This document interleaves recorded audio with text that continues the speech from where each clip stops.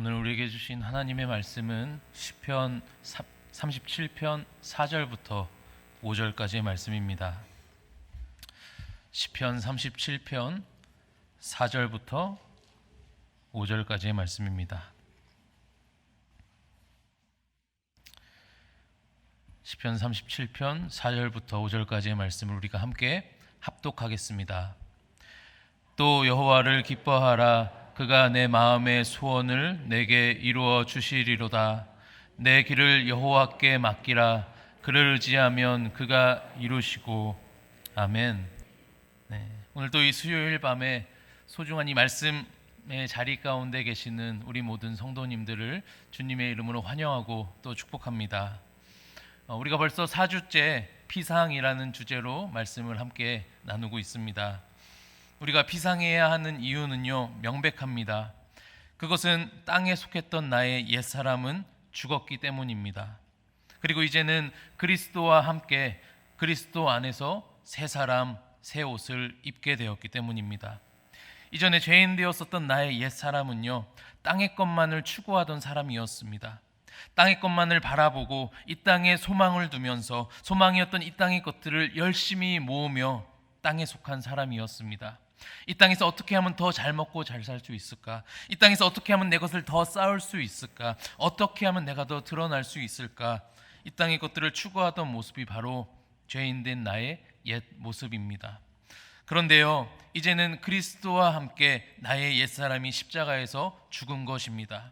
그리고 이제 다시 그리스도와 함께 그리스도 안에서 새롭게 새 사람이 되었고, 이제는 그는 하늘의 것을 추구하며 하늘의 소망을 두는 하늘에 속한 새 사람으로 거듭나게 된 것입니다.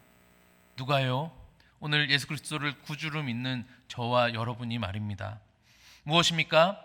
옛 사람의 삶과 새 사람의 삶은 전혀 다른 모습이라는 것입니다. 참새와 독수리가 날 수 있는 높이는 엄연히 다릅니다. 그에 따라 참새와 독수리의 삶의 모습도 다를 것이고요, 그 높이에 따라서 참새가 보는 것과 독수리가 볼 수 있는 것이 차이가 있을 것입니다. 우리는 더 이상 옛사람으로서 이제는 이 땅이 아니라 새 사람으로서 하늘에 속하여 하늘의 관점을 가지고 하늘의 것을 추구하며 살아가야 합니다. 그러기 위해서 필요한 것이요, 바로 오늘 비상인 것입니다. 높이 날아오르는 것입니다. 더 이상 우리의 시선을 이 땅에 가두지 않고 높은 곳에서, 높은 차원에서 결정적으로는 하나님과 함께 하나님의 시선을 가지고 바라보며 살아가야 하는 것입니다. 이것이요, 사람만 가능합니다. 왜입니까? 사람만이 유일하게 하나님의 형상으로 지음받았기 때문입니다. 참새는 평생 그 높이에서만 살 수밖에 없습니다. 그 높이 이상 올라갈 수 없습니다. 독수리도 높이 올라갈 수 있겠지만 마찬가지로 그 일정 높이 이상 올라갈 수 없습니다. 분명히 독수리에게도 참새에게도 한계는 존재합니다. 그러나요, 사람은 가능합니다. 비록 사람이 하나님처럼 될 수는 없지만 하나님의 형상을 입은 존재로서 하나님의 마음과 시선을 가지고 살아갈 수는 있는 것입니다. 현재 비록 그러한 모습이 우리에게 잘 보이지 않는다 할지라도 하나님의 형상을 입은 사람이라면 분명히 가능합니다. 땅에 속한 우리가 하늘에 속한 자가 된 것만으로도요, 이미 충분히 증거가 되는 것입니다. 그렇기에 비상은요, 우리가 할지 하지 말아야 할지 선택하는 취사선택 사항이 아니라 하나님의 형상을 입고 지음받은 사람으로서 반드시 해야 할 것입니다. 하나님이요, 저와 여러분이 여전히 땅에 갇혀 있지 않으시기를 바랍니다. 오늘 우리 말씀을 통해서요, 또 우리가 계속 앞으로 수요일마다 나눌 말씀을 통해서요, 하나님께서 바라시는 대로 모두 다 비상하시기를 축복합니다. 비상하여서 이 땅의 시선이 아니라 하나님의 관점으로 하늘에 속한 자로 살아가게 되는 저와 여러분들 다 되시기를 주님의 이름으로 축복합니다. 그렇다면 오늘 우리는 어떻게 비상할 수 있을까요?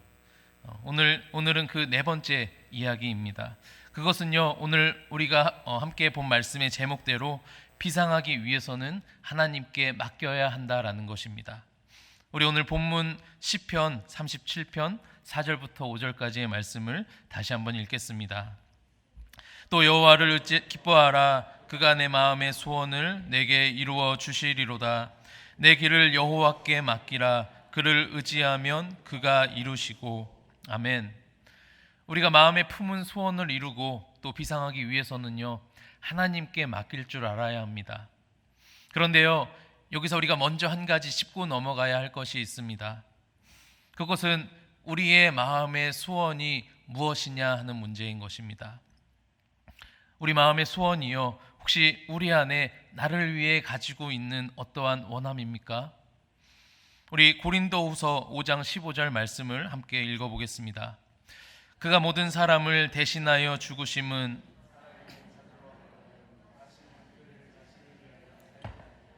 오직 그들을 대신하여 죽었다가 다시 살아나신 이를 위하여 살게 하려 함이라. 아멘. 우리는 이 사실을요, 절대로 잊지 말아야 합니다. 예수 그리스도께서 우리를 위해서 대신하여 죽으신 이유가요, 살아있는 자들이 다시는 자신을 위하여 살지 않고 오직 자신을 대신하여 죽으시고 다시 사신 예수 그리스도를 위하여서 살도록 하기 위해 오늘 그리스도께서 죽으셨다라는 사실인 것입니다. 그래서요, 예수님의 목적대로 그리스도인은 결국에는 자기 자신을 위해서가 아니라 오직 주를 위해서 사는 자여야 할 것입니다. 그렇다면은 그러한 자에게 마음의 소원이 무엇이겠습니까? 적어도 자기 자신을 위한 소원은 아닐 것이라는 것입니다.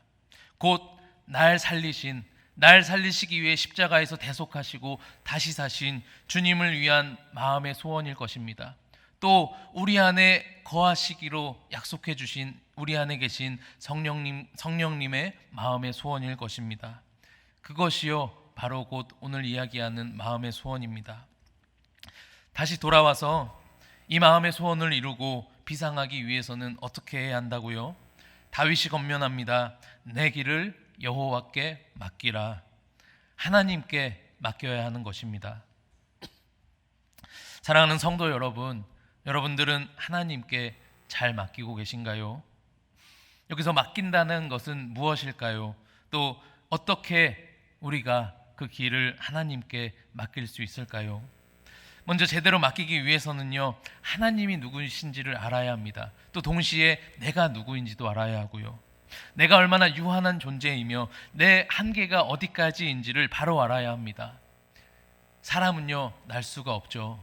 아이들은 어렸을 때는 본인이 날 수 있을 거라고 생각합니다. 그러나 점점 자신의 한계를 알게 되면서 어른은 본인이 날 수 없다라고 확신합니다. 그래서 우리가 날기 위해서는 사람이 날기 위해서는 비행기에 몸을 맡기고 또 그 비행기를 조종하는 조종사에게 몸을 맡겨야 합니다. 사람은요, 혼자 스스로의 힘으로 비상할 수 없습니다. 사람은 혼자 스스로의 힘으로 비상하는 삶을 살 수도 없습니다. 비상의 삶을 살도록 하는 하나님께 우리 자신을요, 내어 맡겨야 합니다.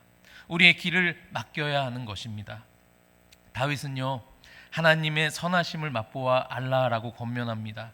우리 시편 34편 8절의 말씀입니다. 함께 읽겠습니다. 너희는 여호와의 선하심을 맛보아 알지어다. 그에게 피하는 자는 복이 있도다. 다윗은요, 하나님이 누구신지를 잘 알았습니다. 그래서 다윗은 하나님께 자기의 길을 맡기고 하나님을 의지하면 그 길을 이루어 주신다라고 이야기했던 것입니다. 다윗은요, 그러한 하나님을 인생 중에 똑똑히 경험했습니다. 그래서 다윗은 그의 생의 마지막에 하나님의 주권에 대해서 이와 같이 증거하고 있는 것입니다. 역대상 29장 11절부터 12절까지의 말씀 우리가 또 함께 읽어보겠습니다. 여호와여, 위대하심과 권능과 영광과 승리와 위엄이 다 주께 속하여 싸우니 천지에 있는 것이 다 주의 것이로소이다. 여호와여, 주권도 주께 속하여 싸우니 주는 높으사 만물의 머리이심이니이다. 부와 귀가 주께로 말미암고 또 주는 만물의 주제가 되사 손에 권세와 능력이 있사오니 모든 사람을 크게 하심과 강하게 하심이 주의 손에 있나이다. 아멘. 하나님을 알고 또 하나님의 능력과 그 주권을 아는 사람은요, 하나님께 자신의 생애를 맡길 수 있습니다. 그렇게 해요, 우리는요, 먼저 나와 그리고 그 모든 능력과 주권을 가지신 하나님에 대해 알아야 하는 것입니다. 사랑하는 성도 여러분, 우리가 먼저 하나님을 더 깊이 알아가는 저와 여러분들 되시기를 주님의 이름으로 축복합니다. 내 상황보다 또 내가 처한 환경보다 먼저 하나님 알기를 힘쓰시기를 바랍니다. 우리가 그분의 주권을 마음 깊이 인정할 때 저와 여러분은 온전히 하나님께 우리의 길을 또 우리 마음의 주를 위한 소원을 다 맡기게 될 것입니다. 그렇게 하나님을 알므로 다 맡기게 되는 저와 여러분들 다 되시기를 주님의 이름으로 축복합니다.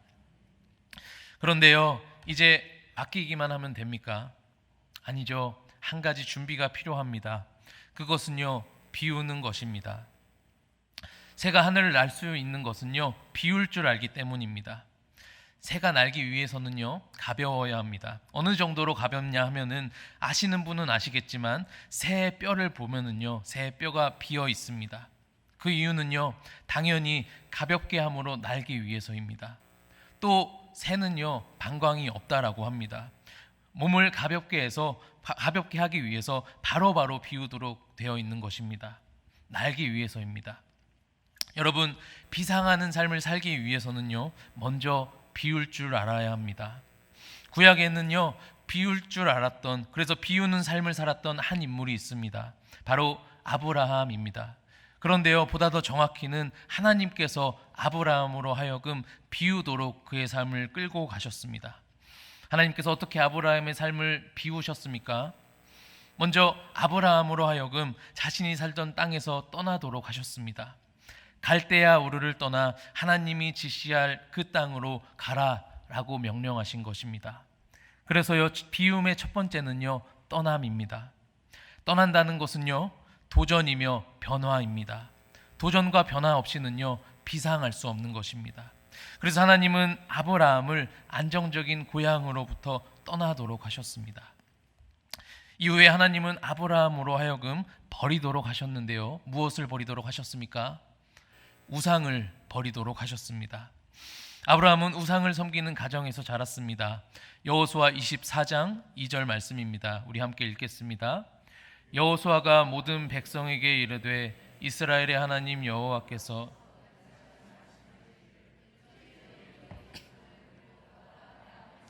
나홀의 아버지 데라가 강 저쪽에 거주하여 다른 신들을 섬겼으나, 아브라함의 아버지 데라는요, 다들 아시다시피 우상을 섬기던 사람이었습니다. 그리고 그 가정에서 자란 아브라함 또한 우상에 익숙했을 것입니다. 그러나 하나님은요, 그 우상을 버리도록 했습니다. 따라서 비움의 두 번째는요, 버림입니다. 버림이 없이는요, 우리가 새로운 것을 선택할 수 없습니다. 우리는 옛사람의 습성을 버려야지만 비로소 새 사람으로서 비상하는 삶을 선택하며 살아갈 수 있는 것입니다. 여기 계신 저와 여러분 모두 이전에 옛사람 된 습성을 다 버리시고 꼭 새 사람 된 그 삶의 모습을 선택하시길 축복합니다. 또 하나님은 이제 아브라함에게 친척집을 떠나라고 말씀하셨습니다. 그러나 아브라함은요, 자신의 조카 롯만은 데리고 다녔습니다. 그러나 하나님께서는요, 그의 조카 롯과도 헤어지길 원하셨습니다. 비움의 세 번째는요, 이별입니다. 아브라함은 하나님께서 아들을 주시는 그 그 기간이 길어지자 자기 조카 롯을 후사로 생각했습니다. 그러나 아브라함의 생각과 하나님의 생각은 엄연히 달랐습니다. 하나님께서는 아브라함으로 하여금 후사로 생각하던 롯과 이별하도록 하셨고, 결국에는 하나님께서 허락하신 그 약속의 아들과의 만남을 허락하셨습니다. 여러분, 하나님은요, 이별을 통해 새로운 만남을 갖게 하시는 분이십니다. 이별이 있어야 새로운 만남이 있습니다. 마지막으로 아브라함이 비워야 할 대상은 아이러니하게도 롯과 이별하면서까지 어렵게 얻게 된 독자 이삭이었습니다. 결국 아브라함이 비상하기 위해서 마지막으로 비워야 할 대상은 자신의 하나뿐인 독자 이삭이었던 것입니다. 많은 비움으로 또 비워짐으로 결국엔 얻게 된 약속의 아들인데 그마저도 비워야 있었던 것입니다. 쉽지 않았을 것입니다. 그러나 그럼에도 결국에 아브라함은 아들 이삭을 하나님께 드립니다. 비움의 마지막 네 번째는 드림입니다. 그리고 드림이야말로 결국에는 맡김입니다. 하나님께 맡기며 하나님께 드리는 것입니다. 그러면 누가 책임져 주십니까? 취하신 하나님께서 전적으로 책임져 주시는 것입니다. 결국 아브라함은 그 마지막 드림으로 인해서 이전에 우상 숭배자에서 믿음의 조상으로 비상하게 되었습니다. 사랑하는 성도 여러분, 우리가 비상하기 위해서는요, 먼저 잘 비워야 합니다. 떠나야 하고요, 버려야 하고요, 이별해야 하고요, 드려야 합니다. 그렇게 잘 비워야지만, 그렇게 가벼워져야지만 우리를 끌고 올라가시는 주님과 함께 비상할 수 있는 것입니다. 오늘 아브라함을 비우신 하나님께서 저와 여러분 또한 비우시기를 주님의 이름으로 축복합니다. 물론 그 비워지는 과정이요, 유쾌하지는 않을 것입니다. 떠나고 버리고 이별하고 드리는 것과 같은 것이기 때문입니다. 그러나 이제는 저와 여러분이 얽매인 것에서부터 자유하시기를 축복합니다. 하나님께서는 그것을 원하고 계십니다. 이제는 더 높은 곳에서 하나님의 시선으로 하나님과 함께 동역하기를 오늘 하나님께서는 원하고 계십니다. 하나님의 은혜로 잘 비워지시는 저와 여러분들 다 되시기를 주님의 이름으로 축복합니다. 또 함께 비워져 가는 그 과정을 잘 이겨내는 저와 여러분들 다 되시기를 주님의 이름으로 축복합니다. 이제 비상하기 위해 비워졌다면 남은 것은요, 전적으로 하나님께 맡기는 일입니다. 그런데 여기서 맡긴다라는 것이 무엇입니까? 맡긴다는 것은요, 하나님께 모든 것을 내려놓는다라는 것입니다. 그러기 위해서는 가장 먼저 하나님께서 우리의 주인이 되심을 인정해야 합니다. 하나님께서 호렙산 떨기나무 가운데에서 모세를 부르셨을 때 여러분들 다들 아시다시피 그로 하여금 신을 벗으라 명하셨습니다. 출애굽기 3장 5절 말씀입니다. 함께 읽습니다. 하나님이 이르시되 이리로 가까이 오지 말라. 내가 선 곳은 거룩한 땅이니 내 발에서 신을 벗으라. 아멘. 이것이 어떤 의미인지 다들 이미 잘 알고 계실 텐데요. 로렌 커닝햄은 자신의 저서 내 신을 벗으라에서 이야기하기를 당시의 풍습에서 신발을 벗었다라는 것은요, 곧 노예라는 표시였다고 합니다. 그 당시 노예는 신발을 신지 못하던 자였던 것입니다. 모세에게 하나님께서 그렇게 하신 이유는 무엇입니까? 이제 곧 모세가 하나님의 종이 되어서 애굽으로부터 종노릇하고 있는 이스라엘 백성을 구원해내야 하는데 그 모든 구원의 일이, 그 모든 구원의 일들이, 그 모든 주권이 다 하나님께 있다라는 것입니다. 마찬가지로요, 하나님께서는 오늘 여호수아가 가나안 땅에 들어가 정복하기 바로 직전에서도 나타나셔서 신을 벗으라 명령하셨습니다. 우리 오늘 여호수아 5장 15절 말씀도 함께 읽어보겠습니다.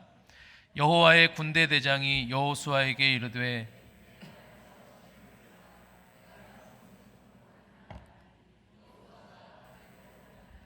아멘. 무엇입니까?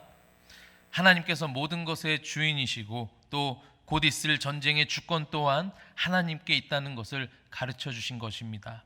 그렇게 모세도 또 여호수아도 신을 벗으며 하나님의 주인 되심을 인정했습니다.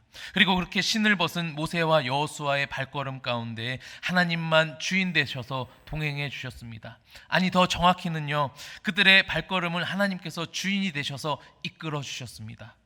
그리고 그곳에 비로소 구원이 있었고 그곳에 비로소 승리가 있었습니다. 그렇게 해요, 우리는 먼저 하나님의 주인 되심을 인정해야 합니다. 주님이 저와 여러분 인생의 주인이십니다. 이 사실을 인정하지 않으면요, 우리가 내어 맡기지도 못하고 내려놓지도 못합니다. 능력이 없음에도 꽁꽁 쥐고 있게만 됩니다. 우리 주님은요, 사랑의 하나님, 구원자이시면서 동시에 심판의 하나님, 공의의 하나님, 왕이십니다. 모든 만물의 주인이시며 모든 것의 주권자이십니다. 우리의 모든 주권을 주님께 내어드리며 주님만 주인으로 인정하는 저와 여러분들 다 되시기를 주님의 이름으로 축복합니다. 이제 하나님의 주인 되심을 인정했다면 동시에 우리는요, 우리가 가진 권리를 내려놓아야 합니다.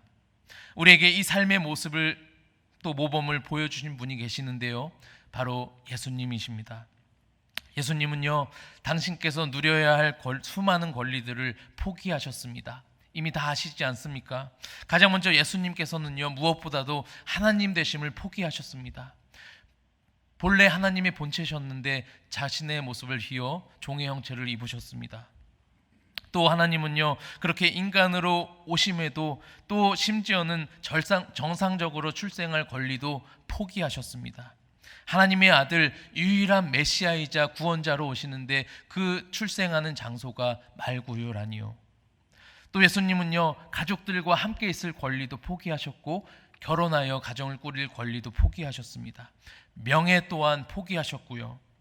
나사렛 출신이라는 것은요, 예수님께 꼬리표처럼 따라다녔습니다. 또 심지어는 그 당시 최악의 범죄자만 지게 되는 가장 최악의 형벌인 십자가형을 선고받으셨습니다.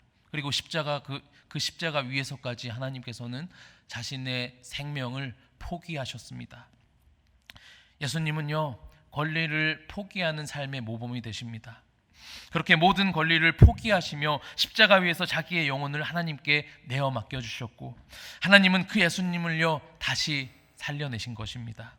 여기서 우리가 기억해야 할 놀랍고 중요한 사실 하나가 있습니다. 그것은요, 바로 이 지점에서 저와 여러분을 포함한 모든 예수님을 믿는 사람들에게 죄인된 옛사람은 죽고 하늘에 속한 새 사람이 되는 놀라운 은혜의 사건이 허락되었다라는 것입니다. 무엇입니까? 예수님께서 비워지시고 예수님께서 포기되시며 또 자신의 모든 것을 하나님께 내려놓으며 그렇게 모든 것을 전적으로 하나님께 맡기셨을 때 그 지점에서 바로 생명이 살아나게 된 것입니다. 이것이 오늘 성도가 비상해야 하는 이유입니다. 오늘 내가 먼저 모범을 보이신 예수님을 따라서 비워지고 포기되며 자신의 모든 것을 다 하나님 앞에 내려놓으며 하나님께 맡길 때 우리는 하나님과 함께 비상하게 되는데, 그리고 그때 비로소 누군가는 생명을 입고 살아나게 된다라는 것입니다.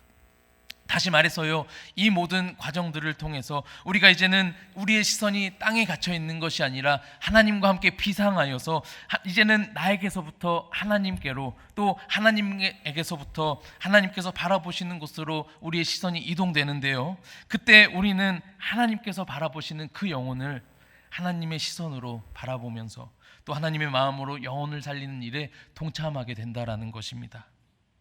궁극적으로요, 이 모든 일들을 통해서 오늘 우리가 서두에 나눈 고린도후서 5장 그 15절의 말씀, 다시는 자기 자신을 위해 살지 않고 예수 그리스도를 위해 살도록 하는 예수님의 목적이 이루어지는 것입니다.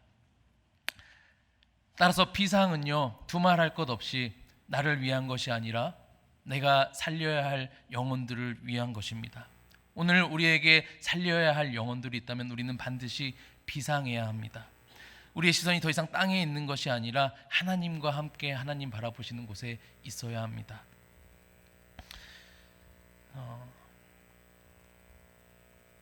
바라기는요, 오늘 함께 나눈 이 말씀의 제목대로 저와 여러분의 모든 것을 하나님께 다 맡기시기를 바랍니다. 저와 여러분의 인생도, 저와 여러분의 시간도, 저와 여러분의 길과 심지어는 저와 여러분의 소유까지도 다 모든 것을 하나님께만 내어 맡기시기를 바랍니다. 그때 우리는요, 하나님으로 인해서 비로소 하나님과 함께 비상하게 될 것이고요, 하나님이 바라보시는 그곳을 동일하게 바라보게 될 거고요, 영혼을 살리는 그 고귀하고 놀라운 사명에 동참하게 될 것입니다. 할렐루야. 사랑하는 성도 여러분, 오늘 하나님께서는요, 또다시 저와 여러분을 부르고 계십니다. 함께 비상하자고, 함께 높이 올라가서 지금 내가 보고 있는 저곳을 함께 바라보자고, 저곳에, 내가 바라보고 있는 저곳에 너의 시선도 있기를 원한다고, 함께 저곳으로 가자고 오늘도 하나님께서는 저와 여러분들을 부르고 계십니다. 바라기는 저와 여러분 모두 이 부르심 앞에 아멘으로 순종하며 반응하시기를 진심으로 축복합니다. 현재 이 부름 앞에 따르지 못할 많은 이유들이 있으십니까? 오늘 그 모든 이유들까지도 다 하나님께 맡기시기를 바랍니다. 하나님이 책임지십니다. 이제는 하나님께서 취하시고 하나님께서 당신의 뜻대로 끌고 가십니다. 하나님이 끌고 가시는 그곳에 바로 진정한 구원이 있고 그곳에 바로 진정한 승리가 있습니다. 저 여러분 모두 오늘도 우리를 부르시는 그 주님의 부름 앞에 넉넉히 반응하여서 영혼을 살리기를 원하시는 그 하나님의 마음을 시원케 해드리는, 하나님께 다 맡김으로 하나님과 함께 비상하여 올라가는 모든 성도님들 다 되시기를 주님의 이름으로 축복합니다.